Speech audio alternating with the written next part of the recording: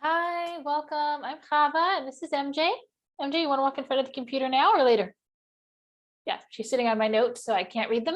And I expect, there she goes. You want to show people your face this time? People have been asking.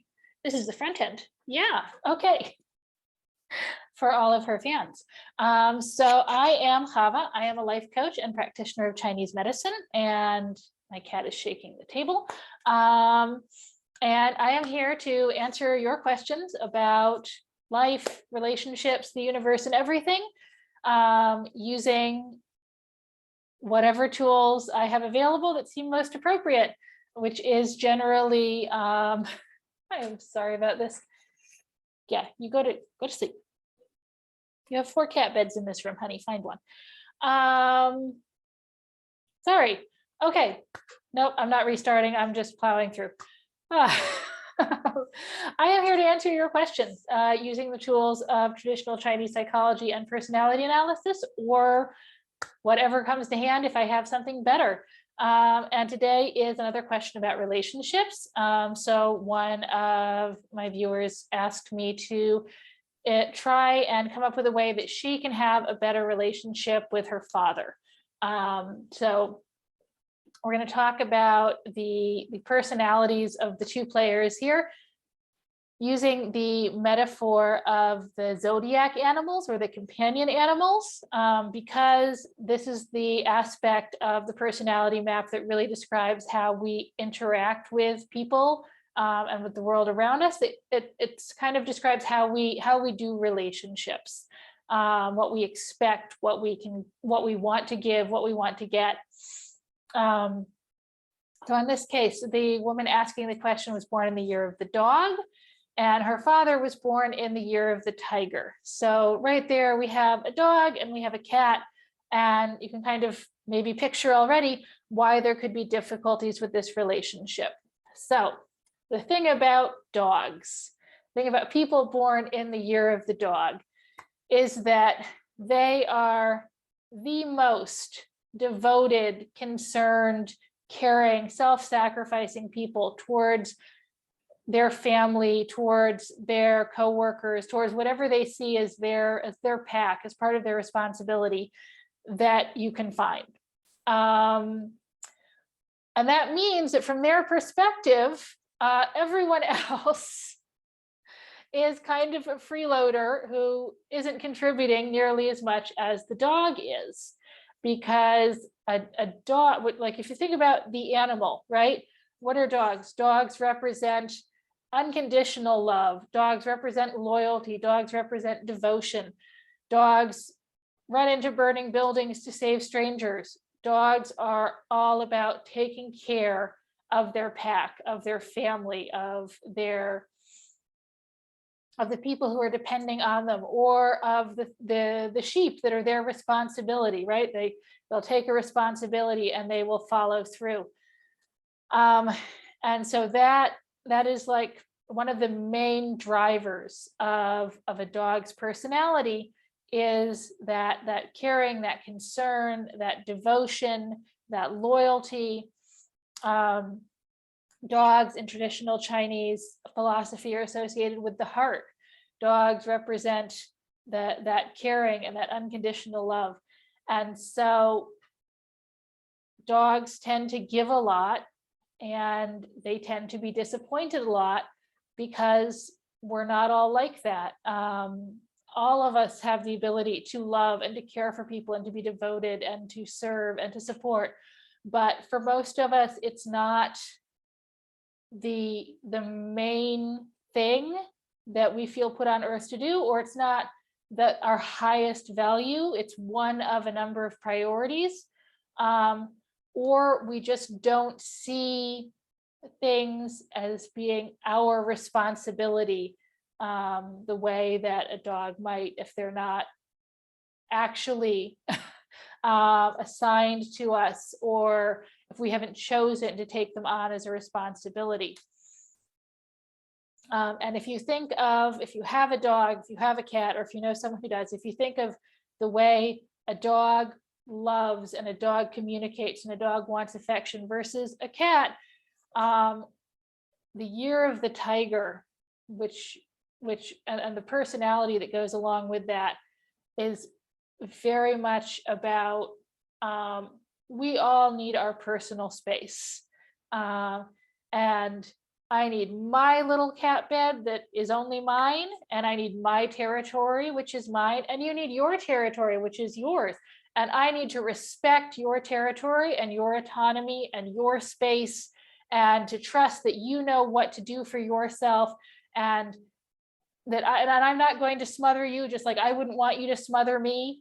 Right? If you imagine walking up to a cat and trying to give it a big hug, that cat would not feel that that is affection. The cat would feel like you're hurting it, or like you're attacking it for some reason.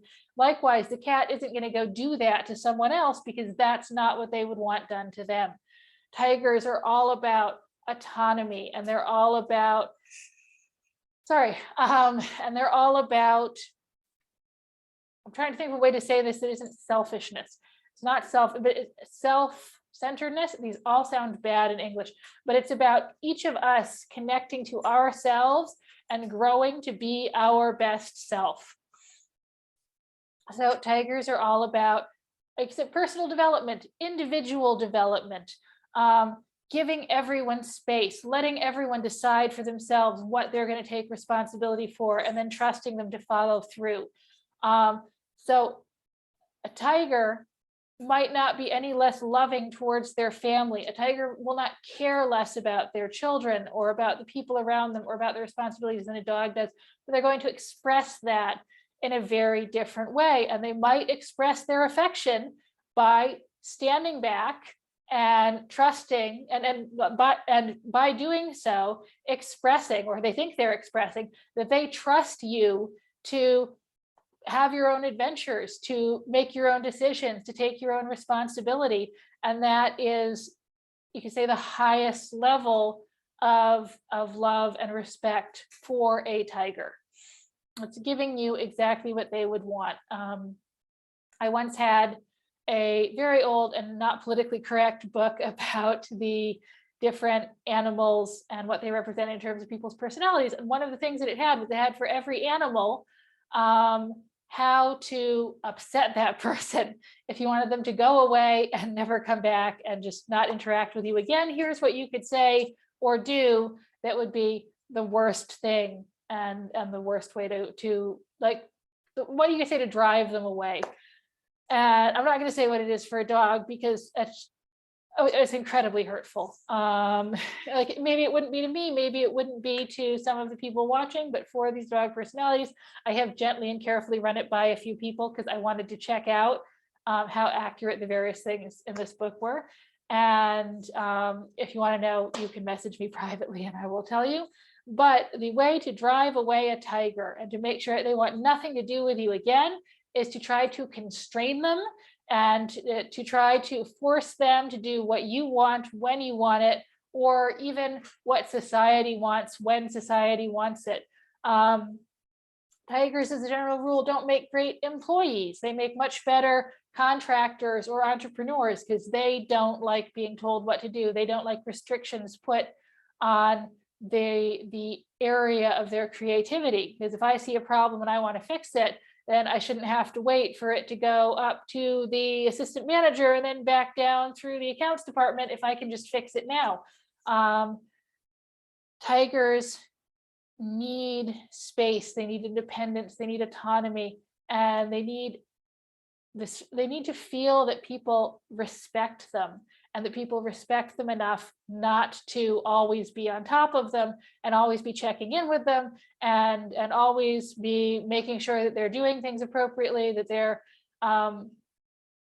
like, tigers need not to have anyone in their personal space in order to be happy and in order to be healthy and in order to really grow and develop.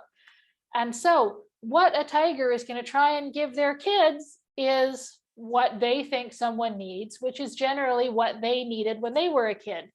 And so any combination of like tiger and dog, kid and parent, can be problematic, because you're either going to end up with, if you have a tiger parent and a dog kid, you're going to end up with a child who feels neglected, who can end up with a child who feels neglected, who feels like they're not receiving affection, who feels like the parent doesn't express their love and their caring and their support. And the other way around, if you have a dog parent and a tiger child, you're probably going to end up with a kid who feels stifled, who feels strangled, who feels like that they're not trusted by their parent and that they're not respected enough to take responsibility and to do things the right way. So this can be a really tricky relationship. And like all relationships, you can only clean up your side of the street. You can't change the other person's behavior. You can change what sort of behavior you're willing to accept from the other person if they want to interact with you, but you can't change their behavior. So what you can do as the dog in the relationship is to try and understand where your father is coming from, and to recognize what his love language is, what the way he expresses affection is. Okay, when I was a kid, I had a cat who would express her affection for me by leaving half a mouse on the rug in front of my bed, so I would step on it when I got up in the morning. I was not happy about the mouse. There may have been some screaming the first time it happened, before I learned that you have to check the rug before swinging your feet out of bed. But I recognized that much as I did not want a mouse, my cat really wanted a mouse. And if I'd given her half a mouse, that would have made her happier than anything. And she was sacrificing, she really wanted to eat that half a mouse. And instead of eating it, she saved it and she gave it to me. This was a huge expression of affection from her side, despite it being pretty much the last thing I wanted to find on my bedroom rug. And so it might not feel like affection when your father gives you half a dead mouse or whatever his equivalent is. But that might be the best way he has to express affection and to express his caring and his love for you. And if you can try and see it from his perspective, like, what would a cat want in this situation? And you can picture him as a big old cat. If that makes you feel better, picture your cat, picture MJ. If MJ wanted to express her affection for you, she would probably, she'd stick her butt in your face and she'd purr when she wanted attention, because she'd assume that when she wants attention, that's when everyone wants attention, because that's attention time, that's pets time, that's love time. And when she's done, she's going to run off, because if she doesn't want pets anymore, then that means pets time is over and no one should want pets. And your dad, being a human being and not an actual cat, hopefully has the ability to understand that what he wants is not actually what everyone wants, and when he wants it is not automatically the right time for things to happen. And so it might be possible to try communicating with him and explaining that you have different love languages, or that you're a dog and he's a cat, or if there's some sort of symbolic or metaphorical way this can be expressed, it might be easier to get across than just, hey, I don't feel like you express love and affection towards me. But you might be able to try and express that you have different needs than he does, or that you have different needs than what he seems to want to give. It might not work sometimes, especially with older people who get set in their ways. They might hear it, they might take it in, but they can't necessarily change the way they behave very easily. So what you can do from your side of this to clean up your side of the street, what you can do for you to make this a better relationship for you, is to try and understand where he's coming from, to decide what you're willing to accept, right? Because if he wants to give you a present, and as far as you're concerned, it's half a dead mouse, he's not a cat, he's a person, you can explain to him, Dad, I really appreciate that you thought I wanted that. This is not something that works for me. It's not something that's helpful to me. It's not something that's healthy for me. And so can you please take back your half a dead mouse? But I accept, I do appreciate the feeling and the inspiration behind it, right? Sometimes it's the thought that counts, and you don't need the dead mouse. You just need to know that someone wanted to give you a dead mouse, and then you're fine if they actually take it away and eat it on their own. So this is what I have to offer. I hope it is helpful, at least for you, in maybe getting some clarity about the relationship. And I hope that you are able to, if not improve this relationship, then have maybe a better idea of what your needs are in other relationships, and maybe also an understanding of the fact that you don't always need to be the one who gives. You don't always need to be the one who takes care of people, and you don't always need to be the one who looks out for people. You know, dogs get to be a little selfish too. Dogs get to have their personal space too. Dogs get to decide whether or not they're going to share their toys. And, you know, you need to take care of yourself at least as well as you take care of everyone else, because you are your responsibility too.